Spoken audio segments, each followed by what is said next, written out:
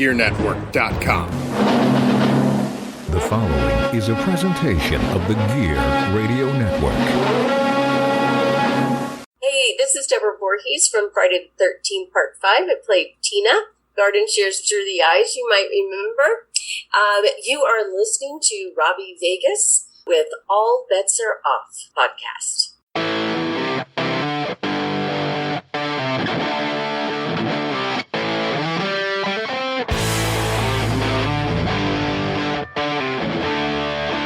What's up, rock soldiers, and welcome back to the All Bets Are Off podcast. I'm your host, as always, the rock star Robbie Vegas, and today we have the original Jason Vorhees, and I mean adult Jason, not child Jason from part 1. I'm talking sackhead Jason with Warrington Gillette. So we're going to jump into the Friday the 13th franchise a little bit with him, and then we're going to talk about some projects that he had afterwards, including an upcoming project that you guys will be very interested to learn about. So stick around and let's get Warrington on the line.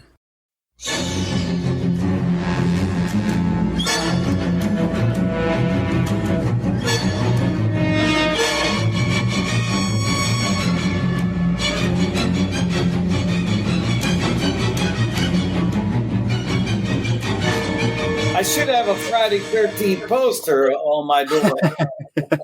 Well, I do want to say, before we even get rolling, thank you so much for being here. I know we were trying to work it out for a couple weeks, and we're here. We got it going. Well, I'm here. Good morning. So I kind of just want to jump right into everything, and I want to know about the audition process for Friday the 13th, Part 2. How did that go for you? The audition process. Well, you know, everybody is kind of, I guess, going to your local acting school. And in my case, it was in New York City, New York. I was at Lee Strasberg. Then you go through that. I did, luckily, get a great agent that was representing me. And they got the call, a casting breakdown for Friday the 13th. And so I suppose they had me in mind initially for, I guess, the role of Paul, the blonde-haired counselor dude. Yep. And so I got submitted for that to the whole group. There was casting it for Georgetown Productions, and I don't know. Then they collected all the people that they liked for the various characters, in the casting. And then you meet the director. I met Steve Miner and the other team and Frank Mancuso. And then they decided they wanted to go with the other cat to play that lead counselor role. They didn't really know too much about the Jason role because Jason hadn't really existed up until that point. Then they figured that I would be better to play the role of Jason. So were you, when you got offered the role of Jason, was that something you were like excited about, or were you really hoping to do a counselor role, or like how did that rattle you? I didn't really know. Because I had nothing to base any history on. The only thing that I knew was that Jason come up out of the lake, at the end of the first movie. So I didn't really know. Yeah, here he comes out of the lake. So you were setting the tone then. So when you played Jason, how did you get into a headspace of something that didn't exist before you? Yeah, I didn't really know. And then I kept going through the script going, what are the lines of Jason? What's Jason going to say? Yep. So, and then I'm like, oh, well, he doesn't say too much. And then, I was young, and then I'm kind of looking at it going, oh, well, God, these are some serious stunts. I'm like, oh, geez, look at the stunts this guy's got to do. Oh, my God. No relationships, not a lot of dialogue, no love scene. Yeah. He's not doing it. I didn't really know. And, when you're young, you're excited to get any part. So if you have a whole team of producers, directors, and they're all saying, hey, we want you to be this part. Are you willing to shave your head? Are you willing to do this? Are you willing to wear this type of, prosthetics? And are you willing to do it? And so as a young guy, you go, yeah, well, of course I'm ready. I'm willing to do it. Sure. How long do I need? Yeah. Budget at the time, the budget was $1 million. Oh, wow. Okay. I didn't realize that. It was a 30-day shoot. They're spending about $35,000 a day, $1 million budget, which would be in today's dollars, probably $5 million. Mm-hmm. Well, then, so you're kicking off the franchise with Jason as the killer, because we all know by now that in part one it wasn't him. So how long did it take you guys who were in the film to realize that it was a hit?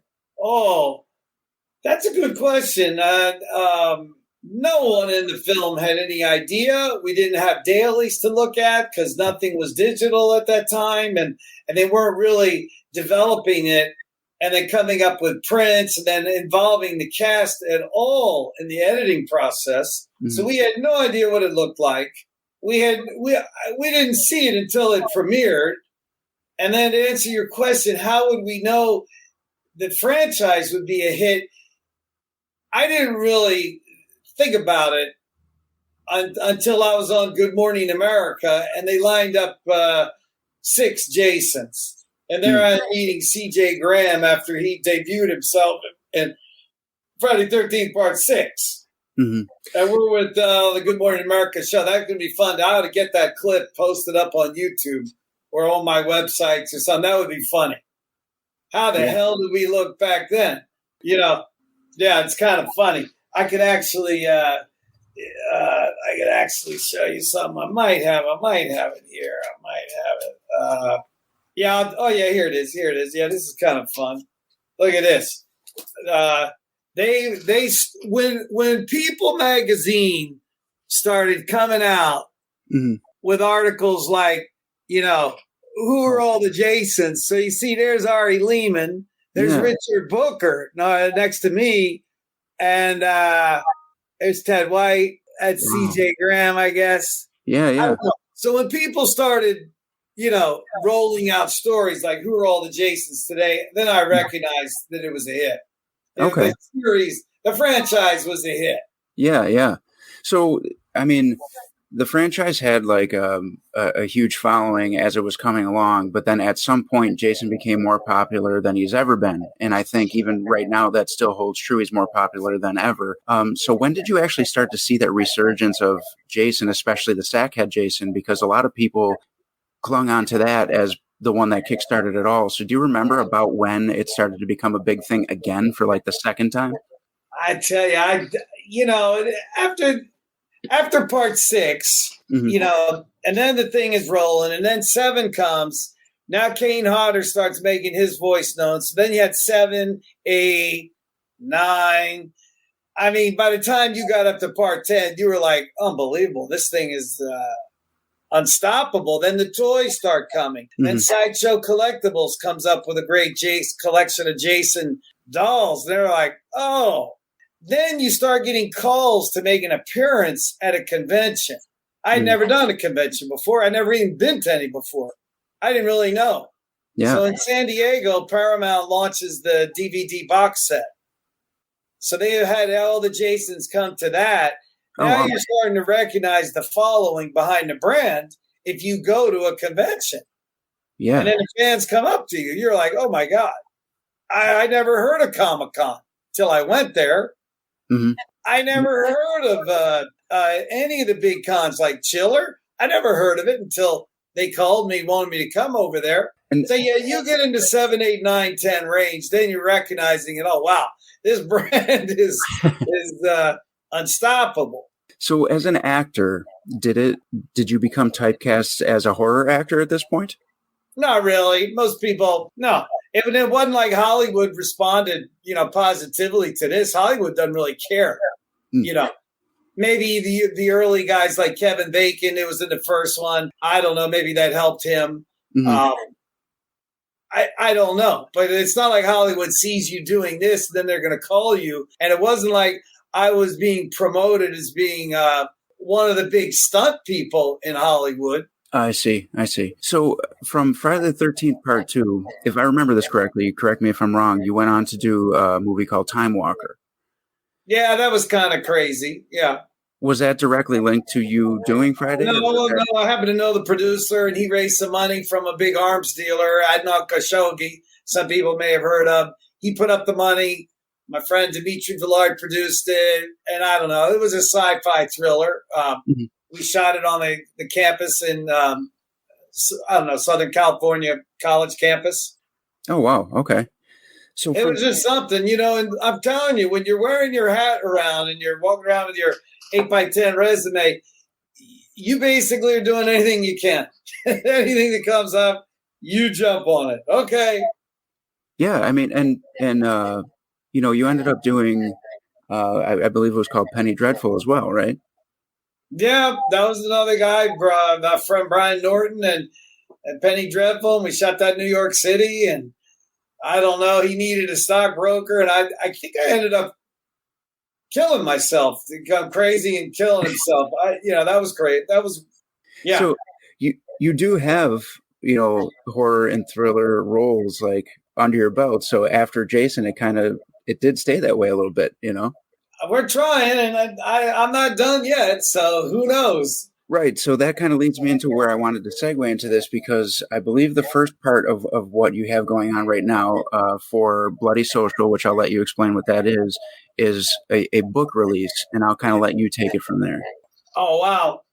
Well, the first thing you got to understand is my father strangely, suddenly, mysteriously drops dead on Friday the 13th in Palm Beach, Florida.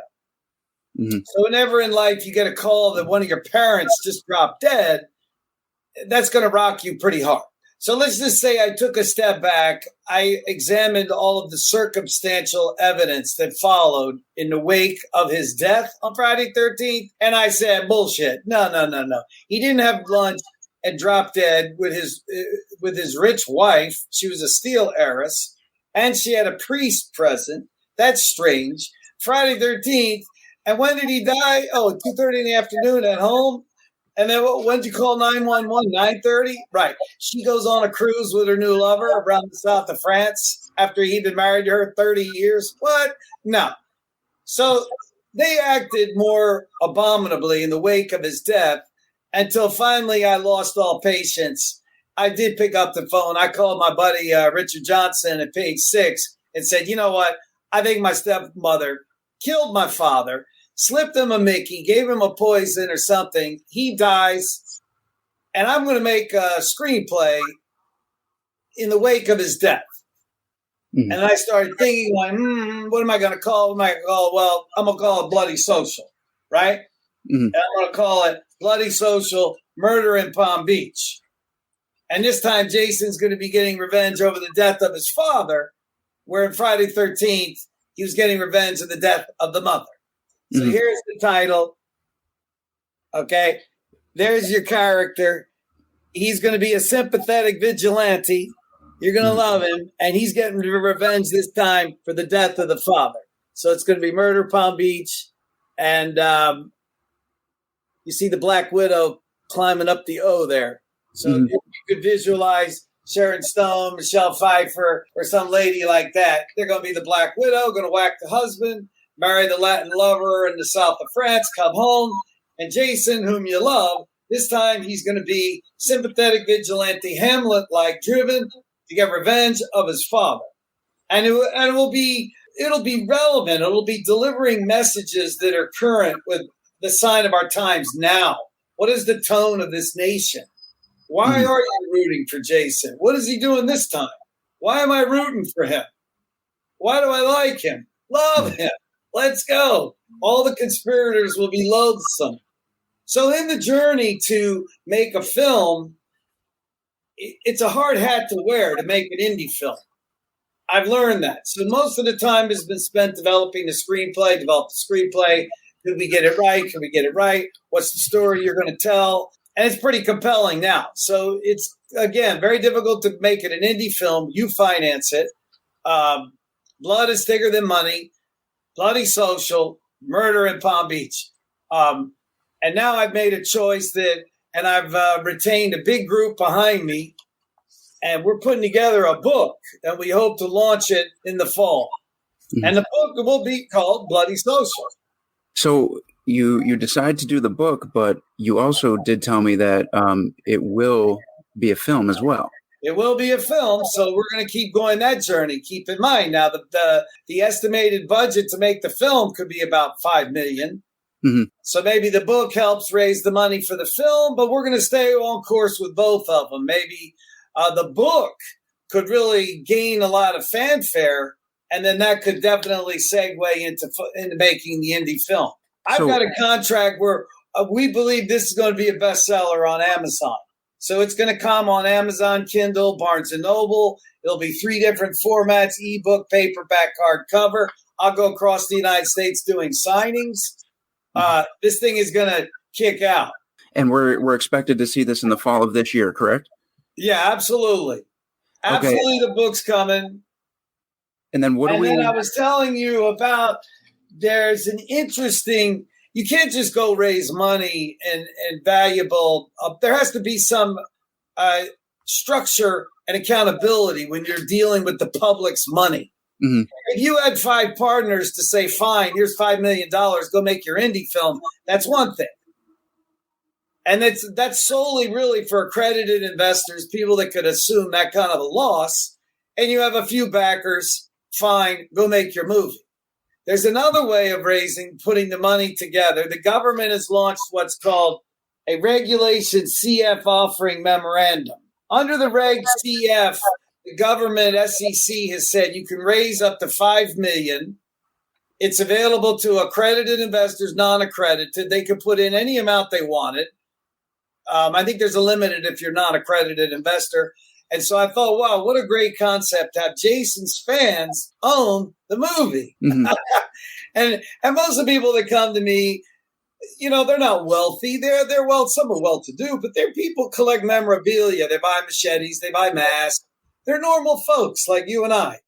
And so if somebody wanted to throw in 100, throw in 1,000, throw in 500, give them a signed machete, and they throw in some money, that family of people could be the owners and partners of Bloody Social.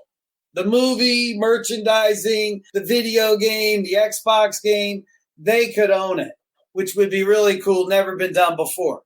And by the way, no actor that ever played Jason has come up with a concept to write a dramatic thriller novel. So we can discuss the fact that nothing's really been done since 2009 or 10 in the Friday the 13th franchise. Victor Miller, Sean Cunningham, the studios, they're all suing each other. So the brand has basically been put on hold. You're aware of that. And when can we expect to actually see the movie go into production, unless it's in production already? No. You have to. So, we were discussing if you're going to raise money to be an indie film where you and your partners own the film, it has to be in a legal structure that will allow you to go out and deal with the public's money. Mm-hmm. Now, you might have a limited partnership and go find 3 or 4 or 5 partners. That's fine if you can do that. Let's say you don't have 5 neighbors that are all going to give you $1 million each, and now you got your big budget for your indie film. Let's say you don't have that. Now you have to find out what structure could I participate in where it is legal for me to go deal with the public's money. Mm-hmm. And we're not going to back into a shell and do some, a pump and dump scheme of stock. No. But the SEC has launched a new project to help young companies get started, no matter what you're trying to do. You can Google it. It's called a Regulation CF offering. And under Regulation CF, it's simple. They say you could raise up to $5 million. You could deal with as many people as you want. They could be accredited, which means wealthy, or non-accredited, not so wealthy. Mm-hmm. And then they could all throw in their money, any number of them, and collectively, that whole group is going to own the film project. Gotcha. So then you would say, you all can own 100% of it until you recoup your money. You recoup your money, then it's generally 50-50, which is a normal Hollywood-style partnership. So that would be really cool to say, wow, Jason, he owns the film with his fans. It's him and the fans, they own this. This could be great. It could be a $100 million movie. You want to do a dramatic thriller in Trump's backyard in Palm Beach? Mm-hmm. And you're going to kill a bunch of loathsome people that played a role in the death of Jason's father? Mm-hmm. And knowing that the brand has been hugely successful for 40 years where Jason gets revenge for his mother? Most of the stuff I sign says I killed for mommy. Oh, really? Oh, yeah, to so-and-so, to Robbie, I killed for mommy, and then my name and character. Oh, that's great. I'm determined to do this. I'm determined to make it a big success. And yes, I thought to have a book get launched in front of it could really set the stage for a successful film enterprise. Mm-hmm. They're projecting now the book is going to be a bestseller with Amazon. Mm-hmm. Can you imagine? We could sell millions of copies of the book, and now people are really ready. And as I said before, no Jason has ever written a dramatic thriller book. And while the brand is on hold, this would be fantastic if Jason makes his own damn movie. Yeah, no, absolutely. Now, since you just brought that up, what do you feel about the brand being on hold right now? I know there's a lot of speculation on like copyright issues and things like that. I think they're out of their mind. It's the most successful brand franchise. There's no iconic hero like Jason. Mm-hmm. And what do you think? You want to put your brand on hold for 10 years? Right. Nah, that's stupid. They are so lucky that they have a huge toy business that's pushing it. The young people love these Funko Pops, the way they collect them, mm-hmm. the NECA toys. Oh, my God. There's been successful books written to the Peter Brocky book. Everybody gets a hold of that damn book, then they come to all the Jasons to get it signed. All the characters that make up the brand. Yeah. And they get everybody to sign the book. So there's a huge force behind the brand that they should keep it going. Mm-hmm. I totally agree. I think it's silly. Just lose your momentum by 10 years. Yep. No, 100%. I think it's silly that there's all these arguments about it. And whatever the argument is, resolve it. Just resolve it. Come on. Yep. I agree. Be thankful that it's been so successful. Resolve it and move forward. And then be very creative on the next one you're going to make. Try to make it unique or Mm-hmm. My film is kind of like Alfred Hitchcock meets Quentin Tarantino and Warrington in Palm Beach. So is the character in Bloody Social, is it actually Jason Vorhees or? No. Okay. No. I just want to check. His name in the story is Jason Livingston. Okay. Gotcha. And, it's a suspenseful, thrilling murder mystery in a world of wealth and privilege. Mm-hmm. It's loosely based on a true story. Twists and turns, secret lies, life and death, revealing the lengths people go in this protected fairy tale world, mm-hmm. which, by the way, would be hated by most people in America. Mm-hmm. It's the island of the super rich. And then I love to say this, it's where the blackest hearts shall thrive, mm-hmm. and where the white sandy beaches and the beautiful blue waters of the Atlantic are about to run blood red. Oh, I like that.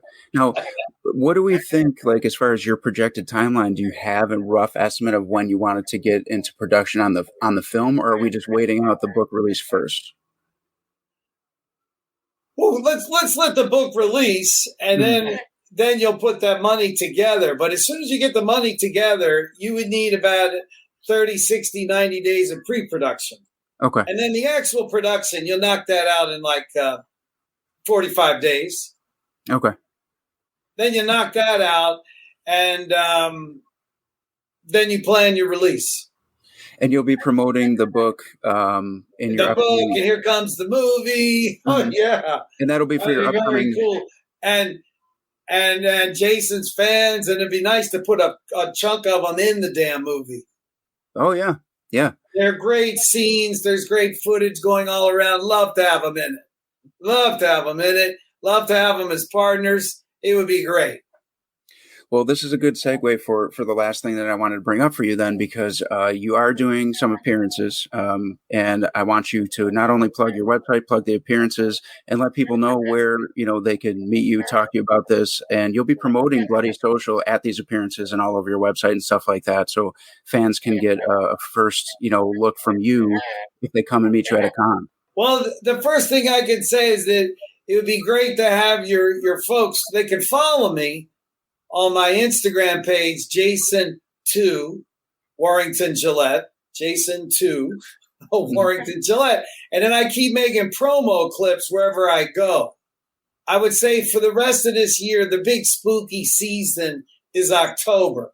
Mm-hmm. You're going to have some horror cons along the way. I'm doing one in, I guess, Iowa. But the big one that I'd have to say that everybody will know about, Monster Mania. Yeah. Will be a lot of fun in Baltimore. He's going to have a big Jason reunion, Monster Mania, and it falls on Friday the 13th. Of course it does. So that's kind of cool. Monster Mania, Friday 13th. And the other big one that you're going to absolutely have a great time at is Spooky Empire. And that's coming in Orlando. Yep. That's a huge one. At the end of October, around Halloween time. It'll be his 20th anniversary. He's going to have Freddy Krueger there, a bunch of Jasons there. And now because of the actors' strike, you're going to have a lot of other actors that are all looking to do this because they're out of work. Oh, okay.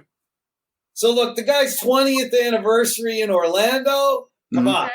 And everybody's outside. Everybody's, rolling around in costume. What do you call that? Cosplay, whatever they're doing. Yep. You'll pull 20, 30,000. So that's the spooky time of the year, Spooky Empire. We're going to love Monster Mania up in Maryland, a Jason reunion. We'll have some other ones along the way. I can't believe the depth of the market because every time you turn around, there's another horror convention. Oh, yeah, I agree. I absolutely agree. And you probably will be adding more and more as the weeks come on. So do you want to plug your website so people can go and check out, updates on where you're going to be and on the movie and the book? Yeah, I make an effort to give some really glorified shout outs, some glorified promo clips. Some of the cons say, look, slow down because you're outdoing the con. Just go easy here. So I'd make a really cool shout out. I got one I'm doing in San Antonio. A guy's launching a beer. I think it's called Killer Beer. So they want me to come San Antonio and do that. That's good. That's cool. Yeah, that's cool. Then I think a couple weeks later, then we're going out to Iowa. Okay. And that's I'm not sure, but that'll be up on the Instagram. They'll see it. Okay. All right. Awesome. Well, I got to say this was fun, and I'm glad we finally nailed it down. And I will be pushing it out there to all your fans, and we'll let them know about Bloody Social. And hopefully they'll all jump on board and follow your Instagram for all your appearances. Yeah, no, we're ready to go. We'll do another announcement with you and your group that, hey, this offering is ready to go. So in the meantime, they can keep getting bulletins from us on Jason 2 Warrington Gillette. Awesome. And yeah, I'm deeply grateful for all of the appreciation, all the support, all the followers, on that social media site and all the wonderful things they say. And then I try to keep coming back with fantastic pictures of a lot of these fine folks. Yeah. Looking their best, looking their scariest. And the kids are really the best. That I really get excited. Yeah, the little kids that go to the cons dressed up like Jason, it's insane how many of them do it and know who Jason is and love him. So that's really cool. And I say to the parents, I say, now I hope your junior here hasn't seen Friday 13th. No. Yeah. But they love the character anyway. We love Jason anyway. And then I say, well, who's your favorite Jason? You are. And I go, all right, yeah. Well, thank you. Unbelievable. One artist could have a fan and they have not seen your work. Yeah, that doesn't apply in sports and music and somehow this character, I suppose because of the effort of everybody, they're going to love you whether they've seen it or not. Yeah, 100%. Jason's I'm iconic. Flattered. What can I say? I'm flattered, and a big thanks to everybody. Well, thank you for being here on the All Bets Are Off podcast for your first time. I appreciate your time. And we'll have you, send us a little clip or something before the launch, and we'll splice it into some episodes to help promote the book and everything like that. So we'll keep you posted with It's Getting Bloody. Here we are. Jason's coming.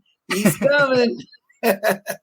Awesome. Thank you again. All right, my man. All the best. Have a great summer. The rest of summer. You too. Thank you. All right. Bye-bye.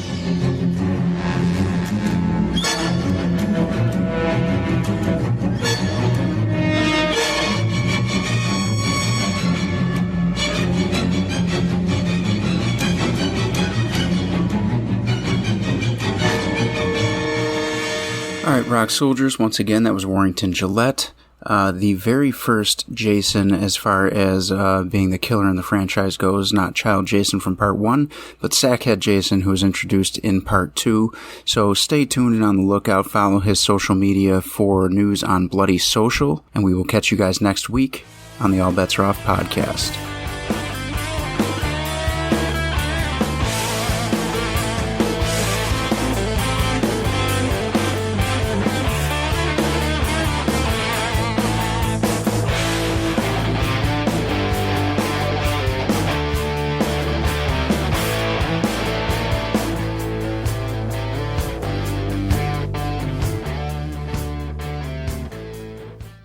The preceding presentation has been brought to you by the Gear Network.